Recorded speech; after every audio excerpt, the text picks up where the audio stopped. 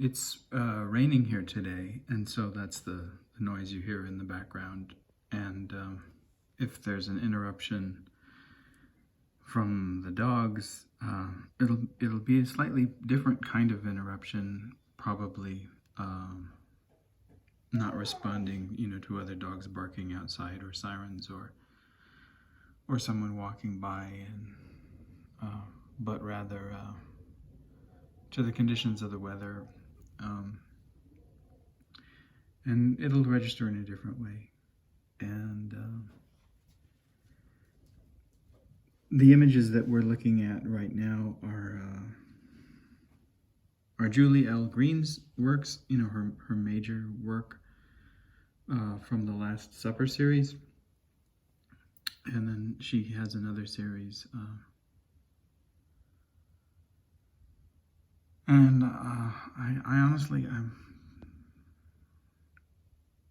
I can't remember what that one is called. But those are the first suppers, or first meal series, and the last suppers are from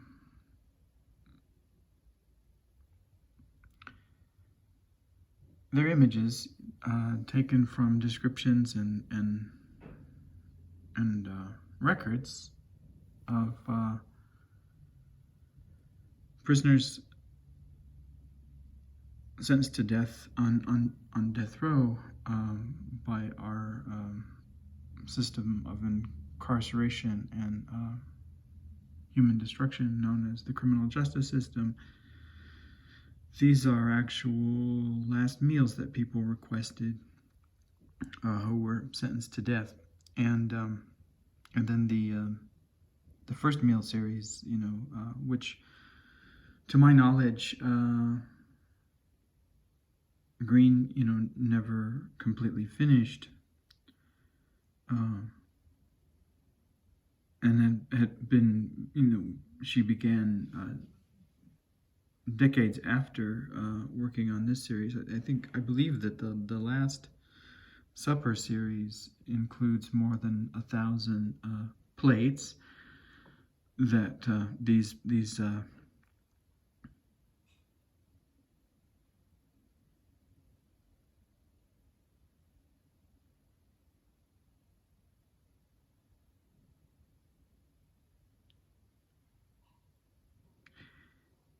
these used and repurposed plates that presumably she purchased at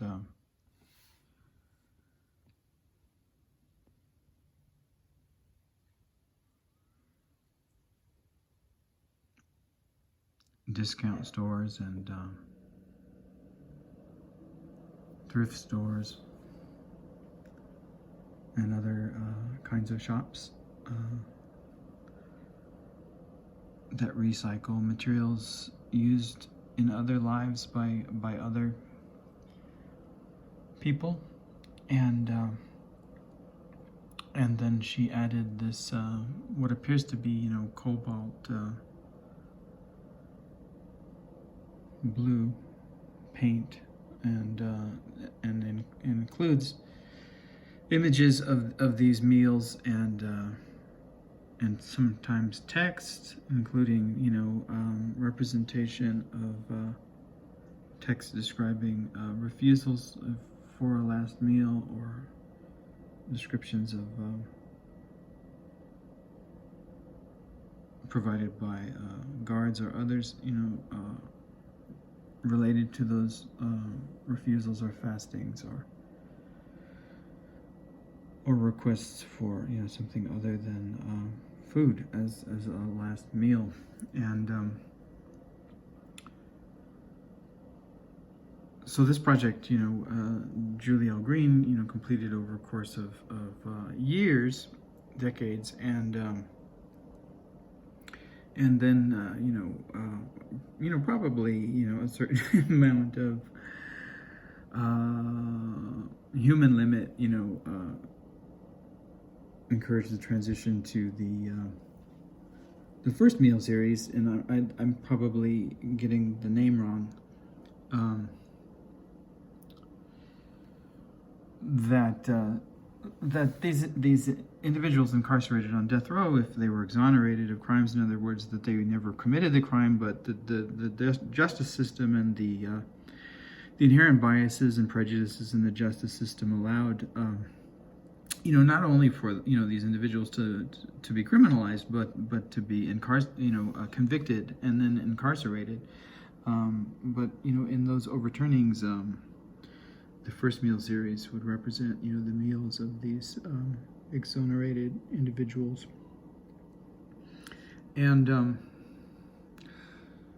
the reason that I'm doing this piece today is because Julie L. Green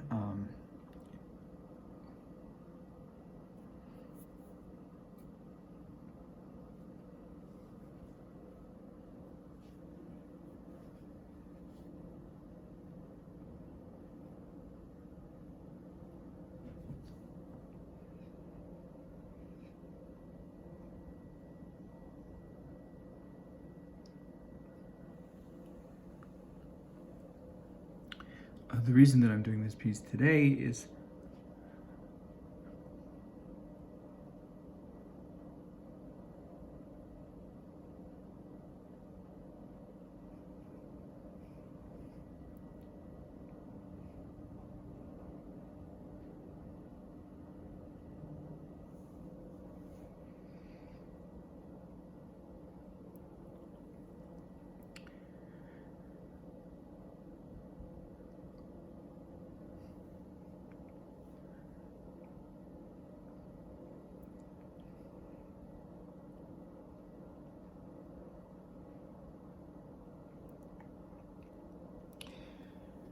the reason that I'm doing this piece today is because Julie Green passed away on October 12th, and so it's now it's been 2 weeks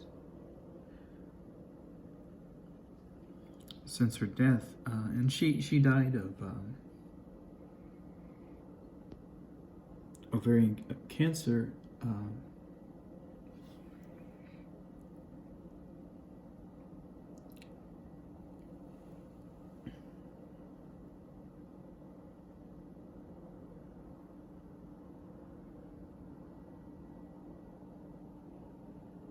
Which was, being treated, but not successfully.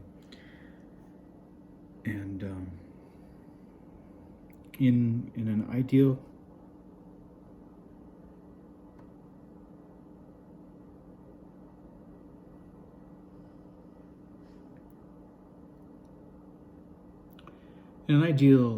situation and world, I would have liked to have responded with this piece 2 weeks ago, but I was unable to do that.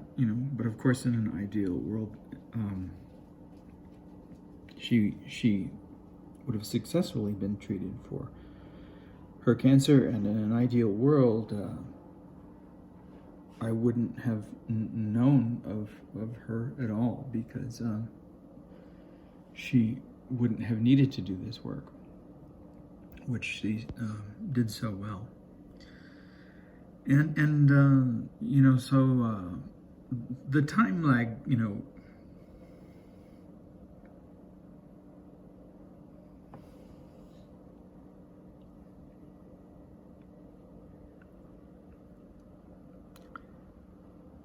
the time lag represents, the emotional difficulty that talking about the work raises, as well as other difficulties. And I'll talk about both of those things, and I'll frame the discussion of my relationship to her work, and my relationship to forms of incarceration, and there are many forms of incarceration. Orphanages are forms of incarceration. Mental asylums and institutions the isolation of other individuals with either cognitive disabilities or mental health or health issues, other types of health issues, are forms of incarceration and asyluming. Prisons, of course, are obvious forms of institutional incarceration, and jails, especially jails that find ways of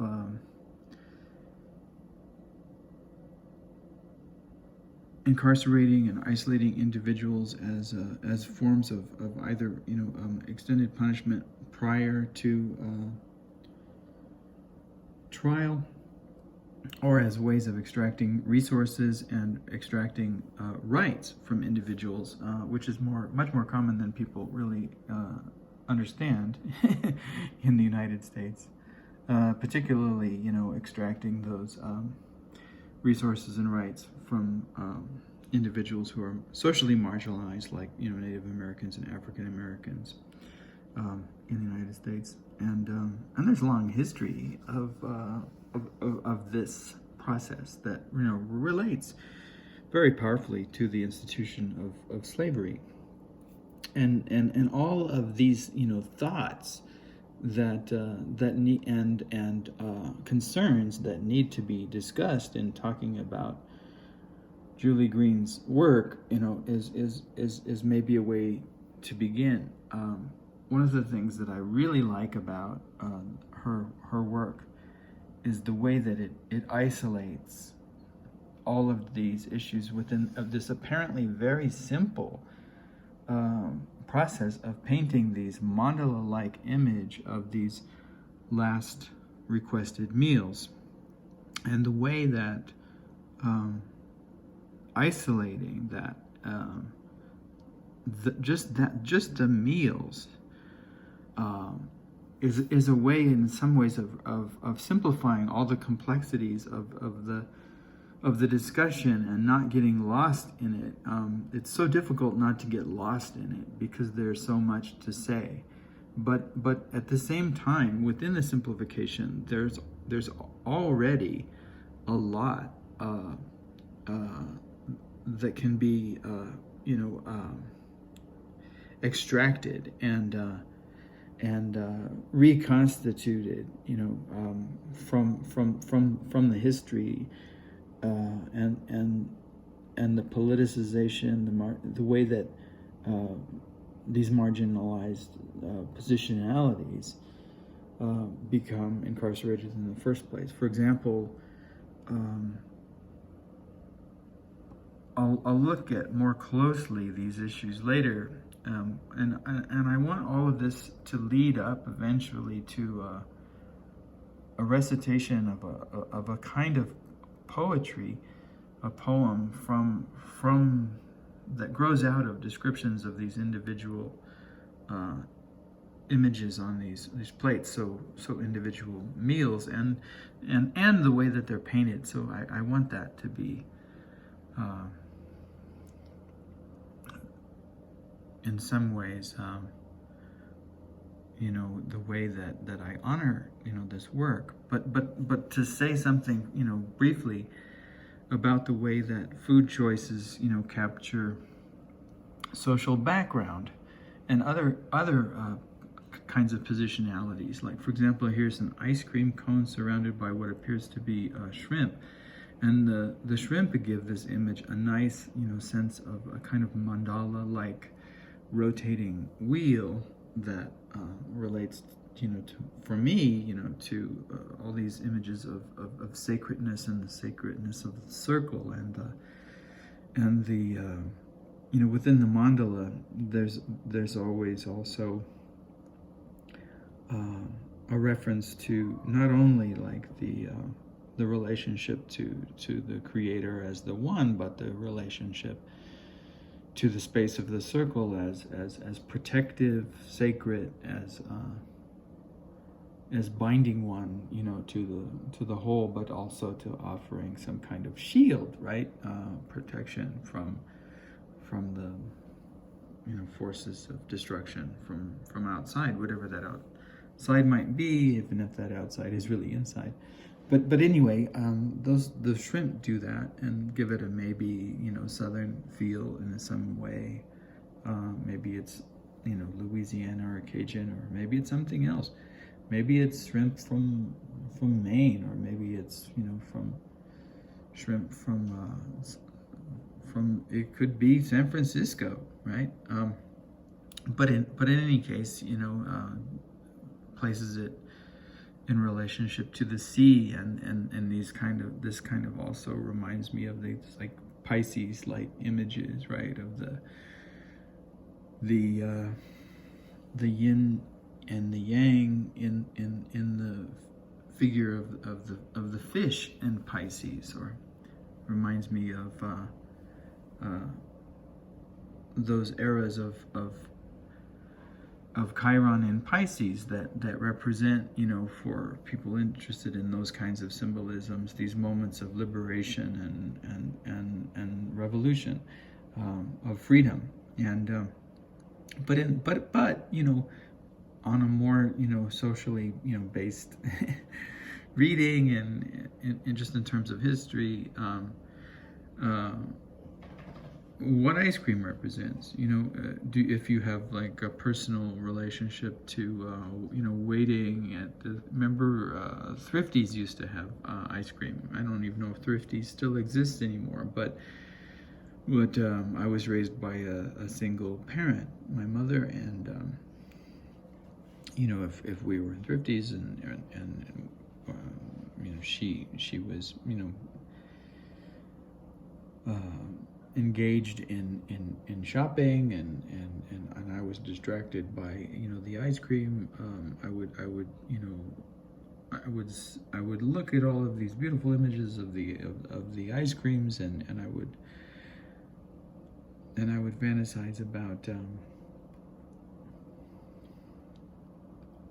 that moment when she was finished and she would come to the front, and I would say, can I get, and I would have in mind which ice cream that I want.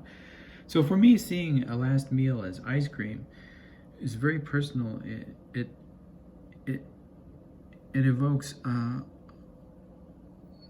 cognitive mindset, but it could invoke a limitation in cognitive capacity as well. It could suggest positionality, and in this case, and I loved shrimp when I was a child too. So for me, this is an image of the child's mind, or the adult seeking the comforts of childhood and memory, and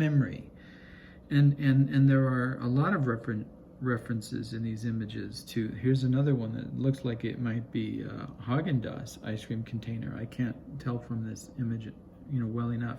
And a cake over it, and what looks like a bottle of soda, and so a lot of memories of candy and things that children enjoy, and maybe birthday parties, or maybe some other parties that the child was either invited to or was excluded from. And what I see in the images are, in addition to the ideas of these memories and these comforts, I also see culture, and I see in the representations of food the way that representations in the criminal justice system are biased. That more African Americans are executed on death row than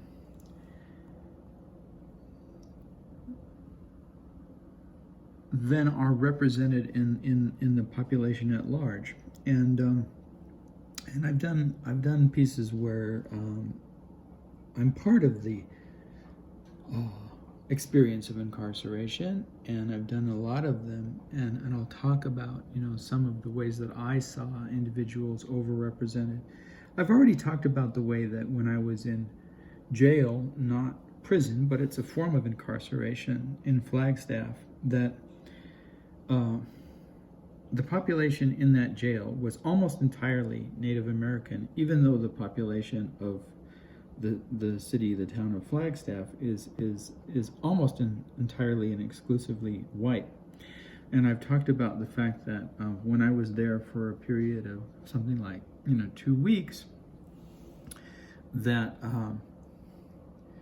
there were only within that period 2 other white individuals. Now, when you're incarcerated, it's men, so you need to talk about men, and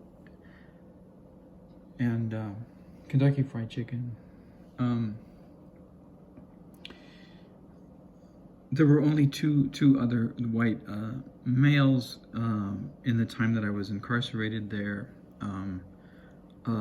I have to count actually what the population would have been on the block that I was in. Let's see, my cell had 1, 2, 3, 4, 5, 6.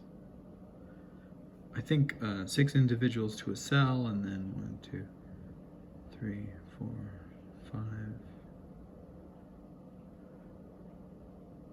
5 or 6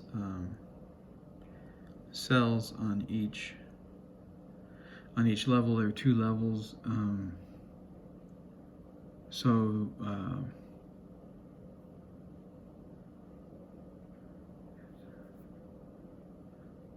I don't know.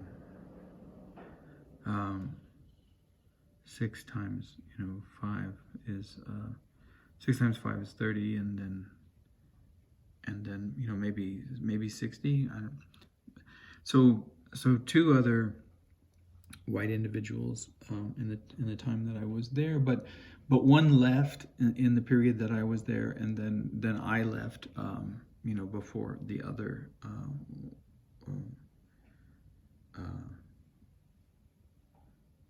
left, and so there were never more than 2 white individuals out of these out of this space that had about 60 people, and then there was one African American male, and he was there the entire time. And length has something to do with it too, right? Like, so why did the white guy get out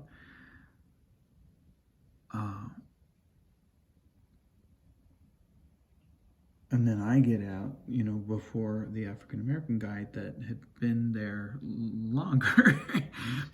and that's, so time it is also an issue in considering these stays, right, in these places of incarceration, and both in terms of access to the money, for bail because of resources, but also, in terms of the negligence in processing, because it is, a biased system, and also in terms of just the skewed nature of the institution, to begin with, so that it's not just a matter of numbers and how many plates that we count, but how long the plates are there. And in this case, these plates, are there until the time of their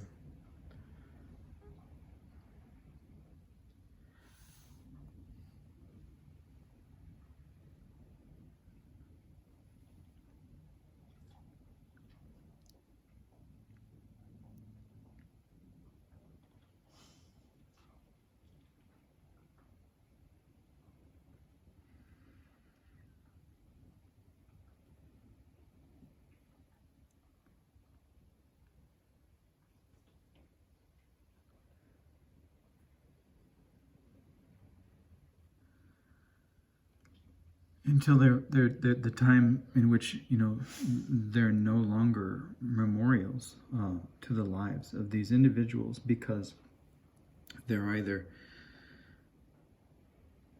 destroyed and decomposed by the physics of time itself, or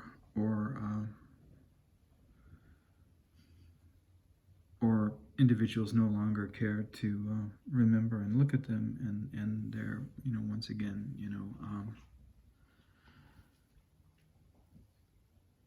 intentionally destroyed or just relegated, to some storage space in some museum until even that storage space no longer has room for them. And so that also is about time and incarceration's relationship to time. But you'll see in these images, if someone chooses peanut butter and jelly, you may be seeing a representation of the fact that individuals with developmental disabilities are overrepresented in our system of justice that is no system of justice. You will see a lot of candy. You will see a lot of soul food. You will see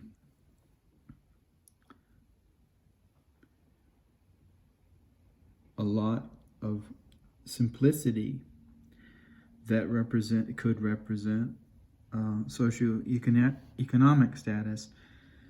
And so I like Julie Green's work because it does precisely what I'm never able to do, which is that it finds a very simple form, and then these simple forms, or less is more, as they say.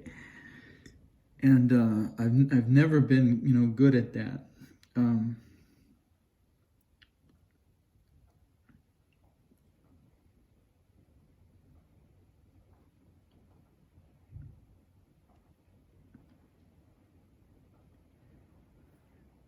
And I won't be good at it in talking about her work. And this discussion, and I realized that I knew this discussion would take a long time, and I don't even intend to get to the reading of these plates today. I don't even intend to get to the poem.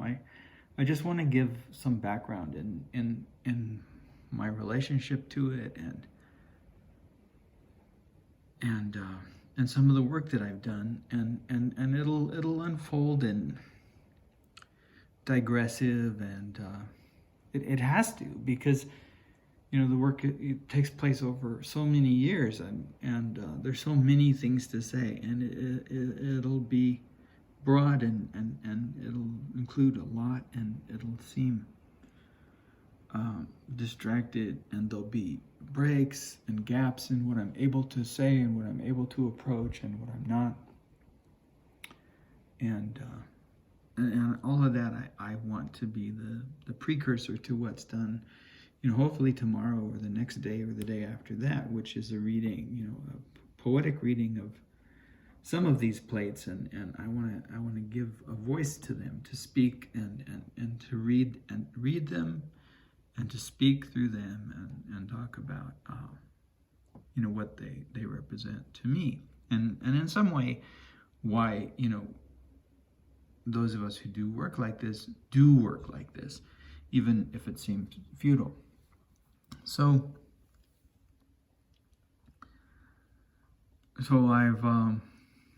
I've talked about my relationship to one of the professors that I had when I was at Stony Brook, Michael Sprinker, and I talked about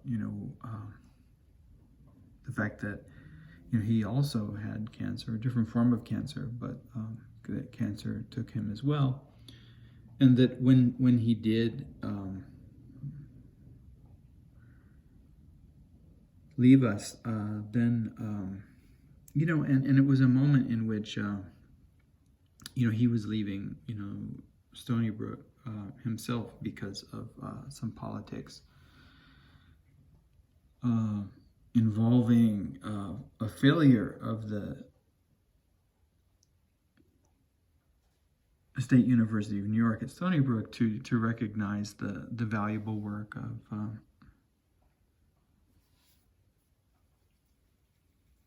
of his partner Madhuhira Roy at the time, and that too was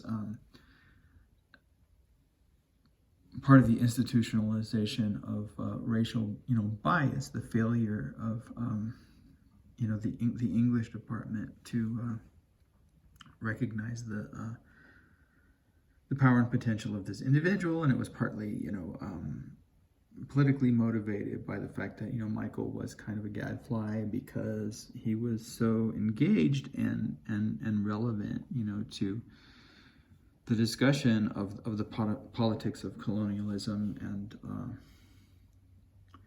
and classism and these institutions of privilege and one has to be careful what one says in these institutions, because the institutions will quickly turn on you, even if what they represent is some form of liberal ideal of education, as the state university systems do. There's still the realities, right, of exclusion and marginalization and underrepresentation, and you find, and even in English, I recently looked at the representation of individuals at SUNY Buffalo, because I was doing a piece on my history with SUNY Buffalo, which very close readers will be aware of some of that, even though it's couched in certain ways. But I was looking at the statement, and the statement's very very idealistic, and it's very affirming, right, of our democratic values and ideals. And it says that the English department is very committed to racial and social justice and Black Lives Matter and the representation of positionalities, and it's very affirming, but you look at the faces of the staff and the faculty, and not all, but they're mostly white, right? And they're still mostly and largely male as well. So it's the discrepancies of these types of things that I'm interested in. The discrepancies, of course, in some ways they arise from failures of human consciousness to really want to examine what Jung refers to as the shadow. That is, we all want to be good, but we also want the meal and on the plate, and we often sacrifice what is good so that we can have a better or tastier or otherwise more pleasurable meal, and in doing so there's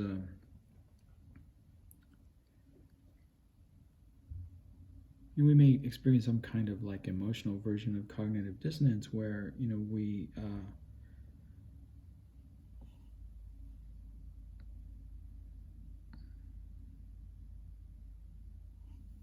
find ways of justifying the failures and the failures to respond to the needs of the world rather than to our desire. I've talked about how when I was a child I was hurt by the school children who laughed at me for wearing to our party in which we were invited to wear our favorite outfit, no matter what that was, that we may not usually wear, and I wore this flight suit that may or may not have been part of NASA, or may or may not have been part of some military operation like the Air Force, because I think my mother had a boyfriend in the Air Force at that time. But whatever this little blue jumpsuit was, it looks like the ones that Jeff Bezos and all of those other individuals who get launched now into outer space, or that launch themselves into outer space with their billion-dollar resources, where when they do that, and playing out these roles of astronaut. Well, I was in kindergarten, so that's my excuse for playing out this role of astronaut. But in any case, these children laughed at me, and I had brought for this party donut holes, these little round treats, and because I was so hurt, by the fact that I was teased and humiliated, then I didn't share my donut holes. I ate all the donut holes myself. So that story illustrates, I guess, we can sometimes, be torn, between our desire to, share and give, back to the world, and either our desire for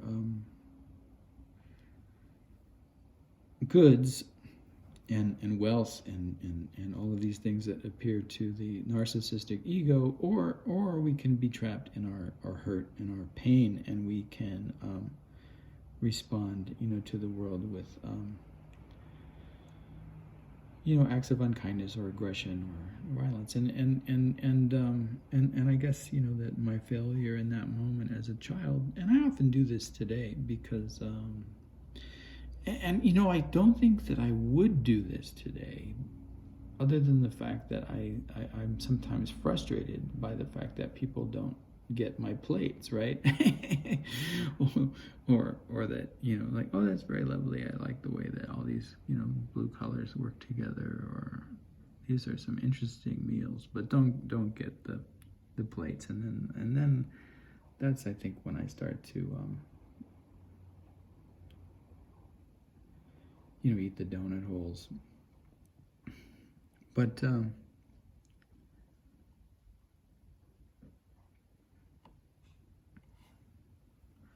I think that sometimes these positions of cognitive dissonance between wanting what the world has to offer, what's offered by the potentiality of the last meal, anything you want, but we're taking your life away, and that too is a metaphor, and that too belongs to this work. How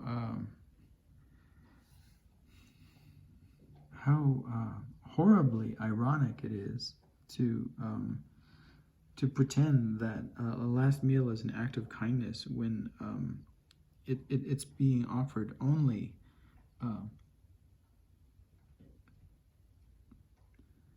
to an individual whose very life the state claims the right to remove, right, to take, to steal.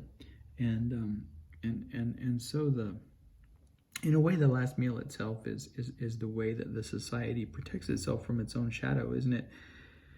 It says, that, even this, let's use the mindset of the institutional apparatus. Even this horrible individual who clearly deserves to die, or we wouldn't do it. And please be aware, when I do things like this in my rhetoric, because it has been questioned, that's not my position. That's my quotation, all right? I often do that, and then people say, but you said, clearly this is not my voice, right? So, but this is the way that the institution operates. Clearly this individual is a monster and deserves to die, doesn't deserve the right to live, and has less rights than, those, where did it go? Has fewer rights than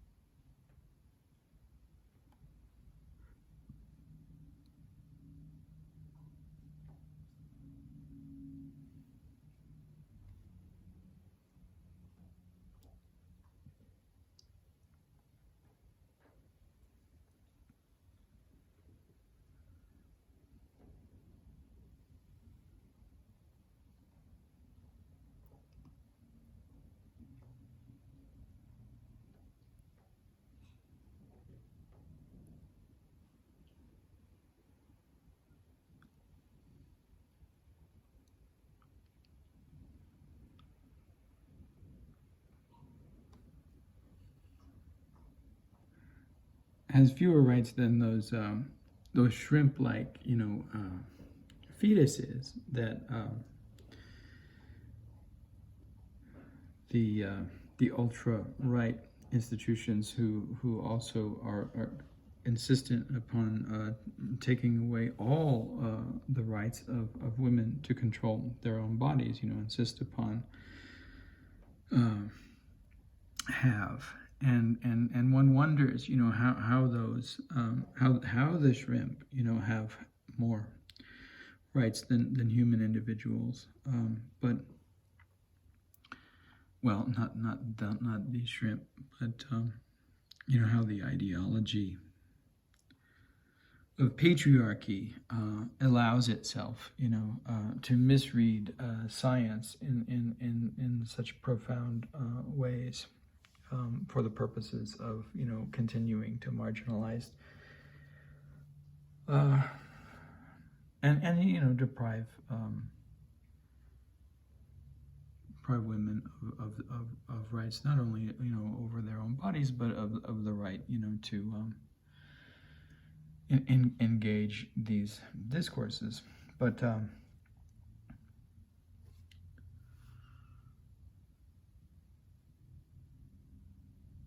But the last meal, the Last Supper,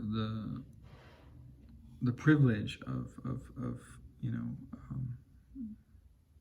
this gift that the state gives these individuals whose lives it claims it has a right to, is in some ways a way of masking the shadow, of masking the horror, the torture, the unreasonable punishment,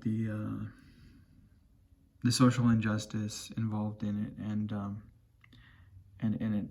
it claims, in the act of giving, these meals,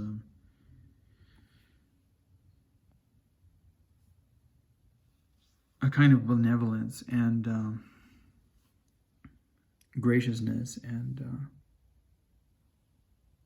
care that it doesn't have, and that's its function. And so Julie L. Green's work, in a similar way to my work, has been, or at least I read it that way, as exposing the shadow, into a system that doesn't want to look in the mirror and see its shadow. And I've often thought of my work as an engagement, with the shadow. So, that's one way of entering, my relationship to this work. I can mention some of the ways that, I've explored the shadow. So, one of the forms of incarceration that, I became interested in very early on was the incarceration of individuals labeled with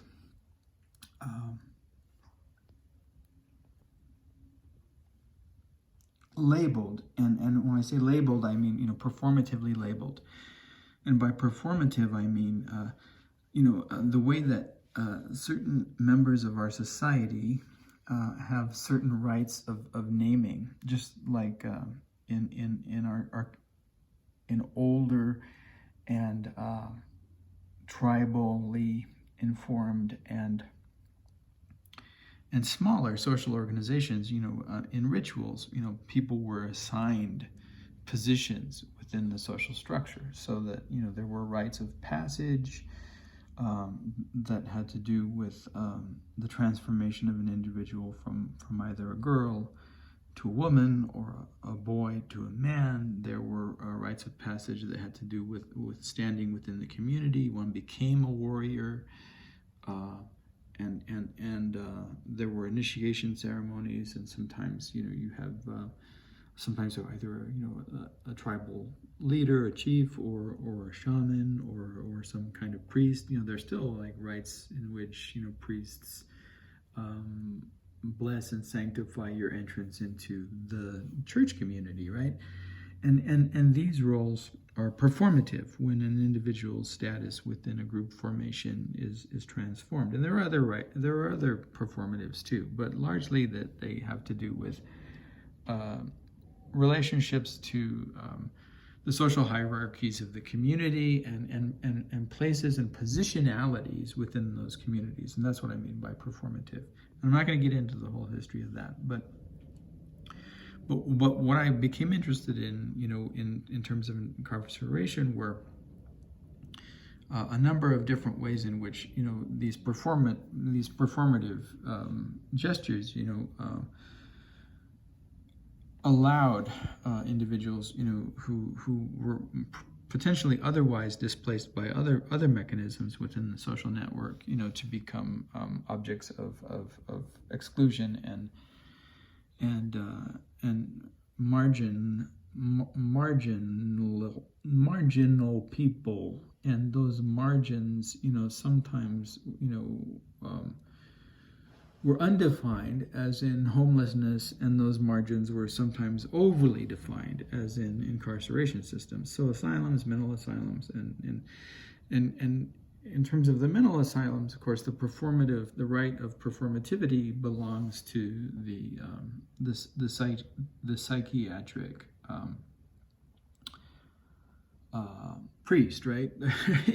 So the psychiatrist, usually, someone with an MD, rarely in our society anymore does a psychologist, have the right, to perform this. Now, sometimes psychologists are brought into like criminal trials and examinations, and they'll bring with them like whatever like testing, apparatus they've utilized to make their determination. And in front of a court, they'll say, yes, I used this apparatus or whatever it was. And if this apparatus, this testing tool, this sorting tools, because all performative acts that marginalize and ultimately lead to either incarceration or death or some kind of exclusion or banishment, just like in ancient Greece and all of that stuff.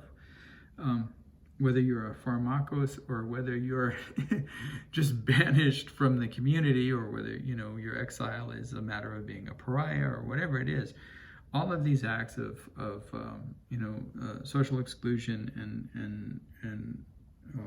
imprisonment and incarceration, and and other paths that of exclusion that lead to death. Now I've lost track of where I was going.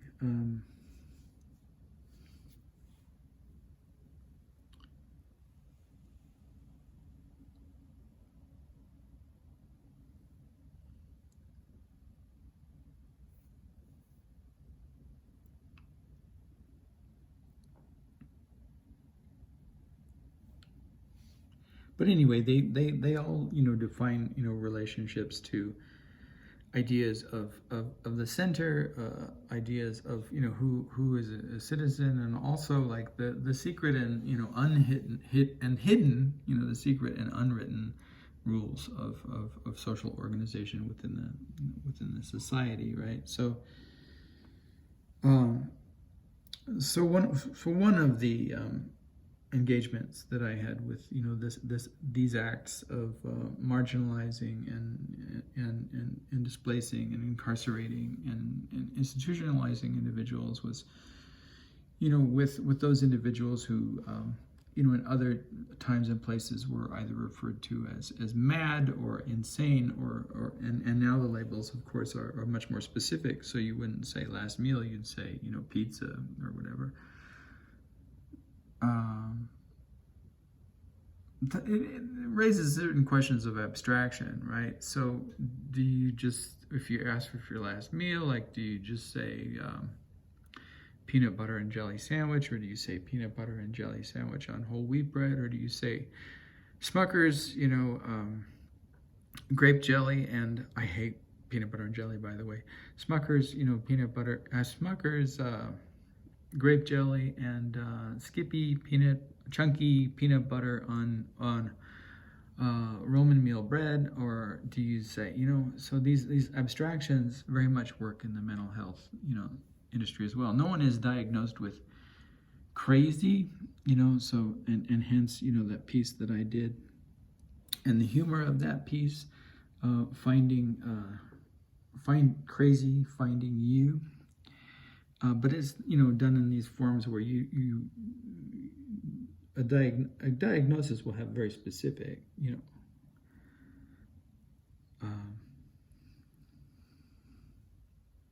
and historically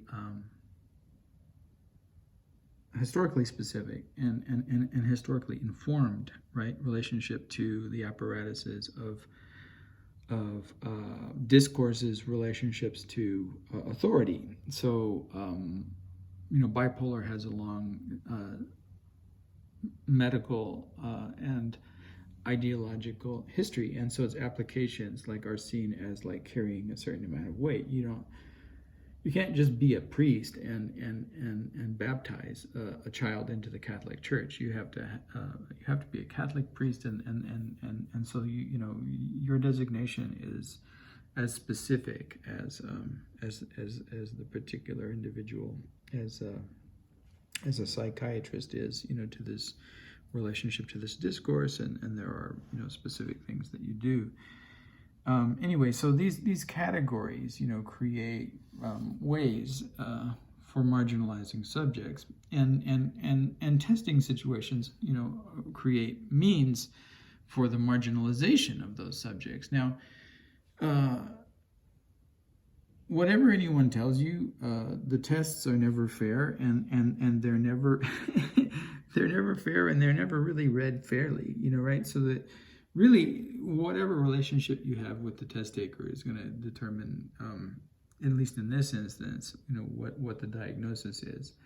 But in other situations, tests become insidious in the way that we sort individuals into these categories of centrism versus exclusion, and it's part of the very mathematics of testing, and so my work has also been to look for the shadow in these situations of testing, and their applications, and the way that they exclude and deny places to individuals as well. But we've lost the image. Okay. I know that we're going on for a long time because we lost our desktop image to our screensaver. So even in this introduction to Julie L. Green's work, I'm going to need to break this up because we're approaching an hour. But I'll try to get to this idea of the shadow and some of the ways that I've engaged the shadow in my work with incarceration. So no one wants to be incarcerated, but when I began working with the issues of mental health and madness and asylum, in this particular positionality of those with a diagnosis of mental health issues, I spent time in psychiatric wards, and this was a way of entering hell, like Dante does, right? And it's frightening, because who wants to be incarcerated in the first place?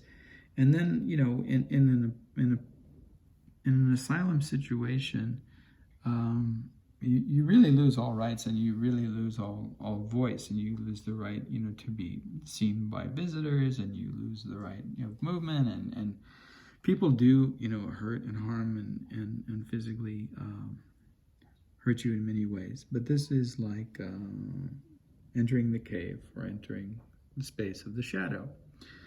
And then when I did work on Roosevelt Island as a historical site of institutionalization and incarceration, and these are incarcerations that are both criminal incarcerations and health incarcerations, which bear upon our time now, because there is lockdown, but not lockdown in this way, where individuals with, say, tuberculosis or pox or other smallpox or some other contagious disease were removed from the community of New York, the island of Manhattan, and placed on Roosevelt Island, which was called Blackwell's Island at that time, and so this was a space of incarceration. Now it passed through, became Welfare Island for a while, and then became Roosevelt Island, and so it passed from a space of contagious and pariahic, right, isolation,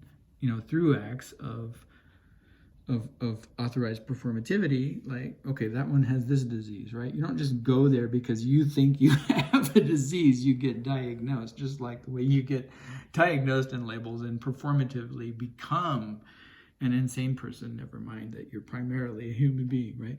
So these acts of performativity,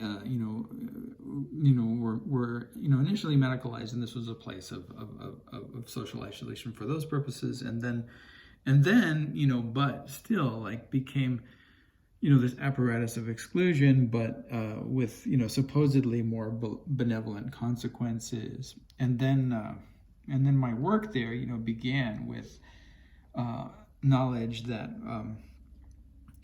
the old the institution of isolation that was an asylum for those diagnosed with mental illnesses was being refurbished and repurposed, just like Julie L. Green refurbishes and repurposes these plates to show the shadow, but was being refurbished and repurposed as like an upper class apartment complex, right? So that the old octagon that was the site of an asylum on Blackwell's Island was being, now remodeled in order to, like, create, like, this living situation for privileged individuals, and it was being, like, marketed as being this, like, way of, like, escaping, the noise and compacted humanity of New York. And so what was once a space, of confinement and marginalization for these individuals that were excluded by society was now being, like, refurbished as this ideal, like, place to get away, from so that the privilege, like, that was already implicit, in the normative idea, was, like, further exploited. And I found this, like, so horrible, and that it was part of my rationale for leaving graduate school and devoting myself to a life of the shadow, in a sense, right? And in order to fully, like, understand and engage, this place, I would, like, go to these old buildings and see if I could get in them and experience what they were like now in their states of decay and one of them, like, which was the old smallpox hospital, like, was boarded up at the time, and I had to break through fences to get in, and I had to crawl in, through the bottom. There were, like, 3 fences I had to get through to get in, but I'm good at that kind of thing, so it wasn't too bad. And then you go in, and it was dark in there, and it was the underbelly of what used to be this space of isolating individuals, who were labeled and conceived of as contagious, and then now it had mostly become like a home for rats and insects and other things, and I explored this space, and you have to crawl in this space on your belly. I mean, you, meaning me. I don't know a lot of people that would be in this space, but it was dangerous, and you get cut, and there's broken glass, and there's from the old windows, and there's rusty metal, and there's pieces of broken wood, it's very much a space of the shadow, but for me it was instrumental in completing the experience of engaging these spaces, and this was the early part of my work with looking at these kinds of spaces of incarceration. We've passed the hour mark, and I still have so much more to say in terms of the shadow and these spaces and the different kinds of spaces of incarceration. Even before we get to my engagement with the social construction of those individuals sentenced to the death penalty, but I will say in other ways that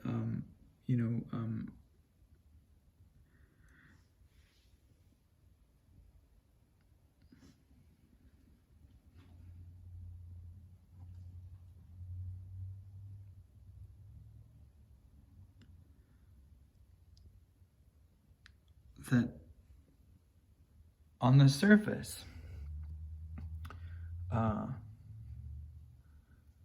Julie Green's work, doesn't necessarily look like she's done a lot of emotional work with the shadow. But if you look closely enough,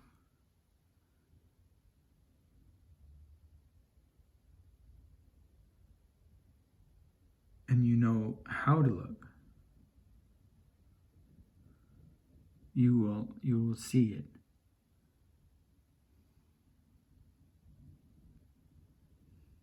And you will understand why the work is so important. And you will understand also why at some point she had to give up the work. Meaning she had to look for another way of talking about incarceration and the death penalty and death row, and that she did it with these first meals instead of last meals, because it's exhausting, and it's particularly exhausting when the individuals that you're trying to communicate with refuse to hear what you have to say, and no matter how clearly you say it, they'll tell you that you haven't said it clearly enough. And no matter how many ways that you say it, they'll tell you that that way of saying it isn't acceptable,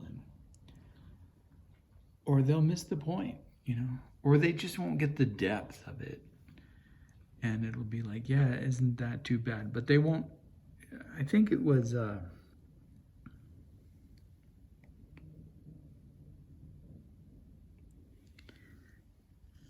it was always a fact of the early muckraker writers that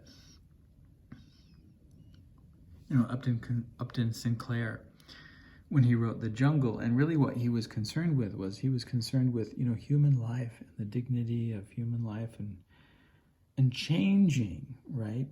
Changing the conditions of factory labor in the United States so that people wouldn't be sacrificed to it, and that meant revolutionizing and radicalizing and unionizing and socializing our experience of economy and labor and our democracy here, and the response was met with these mild and almost trivial reform measures. And he said, I wanted to reach their hearts, but I only reached their stomachs, right? And that's the difficulty, I guess. It's just like reaching the heart. And I'm going to continue this, but I'm gonna stop now, because otherwise it'll take me more than a single day, even probably, to get this up on the web with my slow access here. So we'll call this part 1.